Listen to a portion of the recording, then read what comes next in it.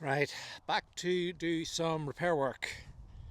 So a little bit of electrical work to do, and I want to get this cut out, sealed, and possibly put a bit of filler on it. I'll see what it's like once I cut the damage out. So it's going to be this section here that needs cut out. Get that done, and I'll leave it for a day or two, and then paint it. Nice dry week this week, or it's supposed to be anyway.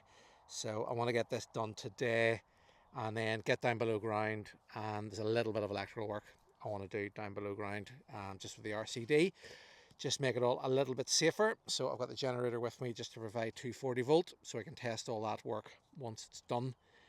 And yeah, that's everything. I've also put the electric fence back up, so I need to alter that a wee bit. It needs to be sort of around this way a wee bit more, so it gets the sun all day. But yeah, that's all I have planned this morning. So first things first, we'll get this cut out, and we'll see what's lurking behind it. So there's the aftermath.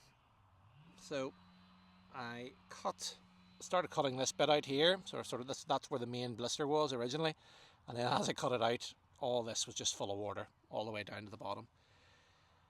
So it was quite substantial. So it just shows you the damage that moisture can do once it gets in behind paint. But I'll let this dry a little bit. I'll put the sealer onto it, get it all nice and sealed, get a key, seal it. It's reasonably rough, so it shouldn't need much more of a key. Get the sealer onto it, we'll go downstairs, we will do the electrical work, and by the time I come back up from doing that, all this will be reasonably dry. I can get the filler onto it, get that smoothed, and then we'll leave it for a couple of days and come back and get some paint onto it. And I'll probably just to match it, I'll paint this whole thing. So yeah, a bit annoying, but you know what I mean. This is the second time it's happened, and being an outdoor structure, I'm not really surprised that there is moisture inside that concrete, and it's pretty old now. It's 60 odd years old now. So right, let's get this done, and then I'll see you all down below ground soon.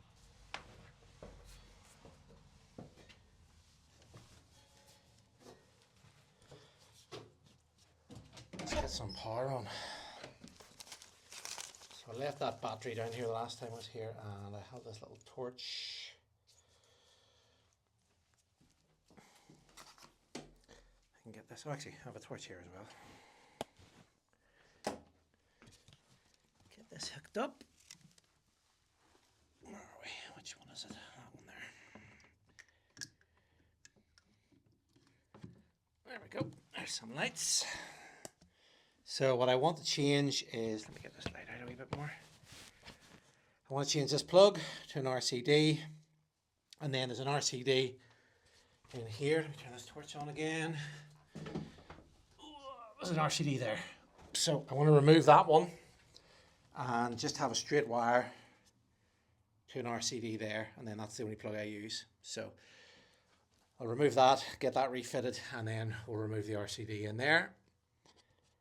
And that will mean that I don't have to worry about, well, one, it's making sure I have that on the right mode when I'm in there. I can just come straight in here and just do the mode, do the test and reset from in here, rather than reaching up in the dark and doing it in there. So we'll get the screwdrivers out, get this all taken apart, and make a start. RCD is fitted. There you go, RCD is done. So that's that plug, and then in here, junction box to just join those two cables together, where I had the old RCD, inline RCD. So I'm going to run up above ground now and plug in the generator and make sure that I'm getting 240 volt from the socket. And then you can probably see there's a splice in there, that cable runs along there. There's another dual socket over there. So just give us a double check just to make sure I've wired it correctly, and then that's me done. Down below ground, I can do above ground then. So yeah, let's run up, get the generator started, make sure I've got 240 volt. Back in a sec. Okay, so that is the RCD installed. Not very different to the old one. Where's the old one? Oh, there's the old one there. So just, it's added the RCD on. So instead of having it in the toilet area, I've got a lot closer to hand. So let me see if so that's it tripped. So that's the power off to this now. So if it detected any irregularities in the electrical system, it trips. So if I press that, you can see the red, that's it back on now. So if I put the plug in there we go. There's the lights working. Happy days. Make sure the extension lead over here is working. It is. You can just see the red light down there. So that is working too.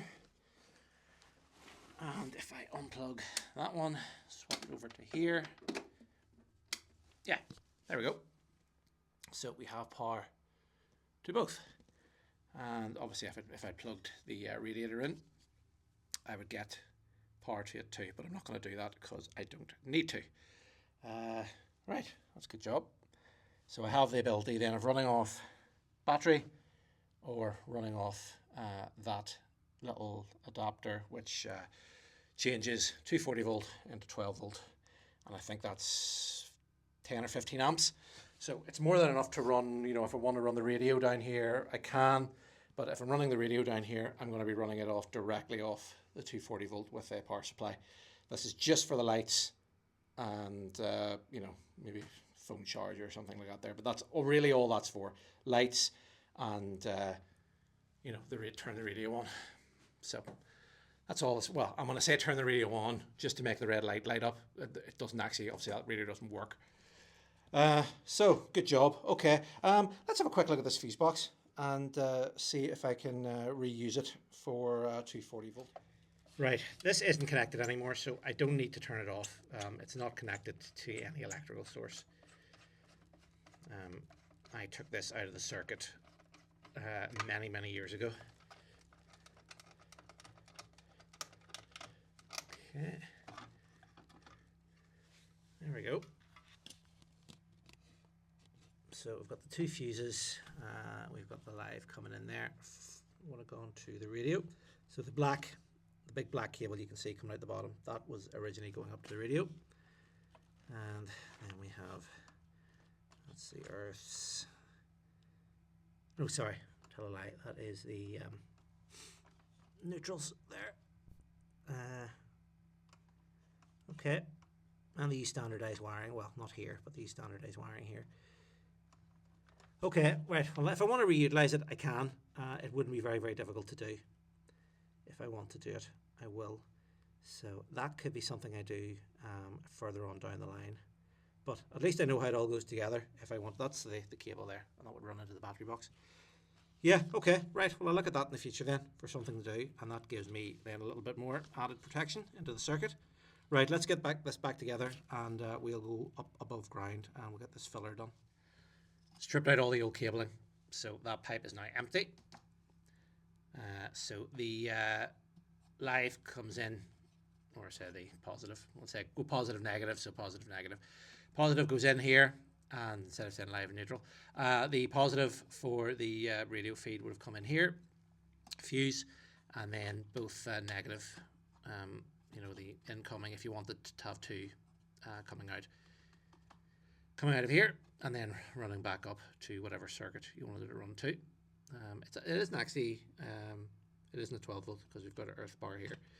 So yeah, everything's going the way it should be. So I might rewire this for 12 volt, just to use it. I could even use it for the incoming feed from the generator if I really wanted to, but I think using it for 12 volt would be quite handy. Again, anything I add in is an extra layer of protection. Now this might be too old, probably doesn't pass any regs, so I may not use it. It's a little bit rusty in there as well, so I'm going to get it tested just to make sure it's working okay. If it is, yes. If it's not, I'll just leave it. I'm not going to replace it because it's, you know, it's aesthetics. It goes with the bunker. It was the original, so I don't really want to remove it. So if it's working, yeah, brilliant. If it's not working, it's just going to sit there and sit you just like it has been for all these years. Okay, right, back up above ground now, like I said I was going to do. There we go. It didn't take long. Reasonably good surface. It was all nice and dry. Put SBR on it. I put the anti-dust onto it as well and gave it a really good key. And I used a good outdoor filler. And it's, you know, it's pretty good. I'm not a plasterer, but I've done enough labouring to know, pretty much know what I'm doing.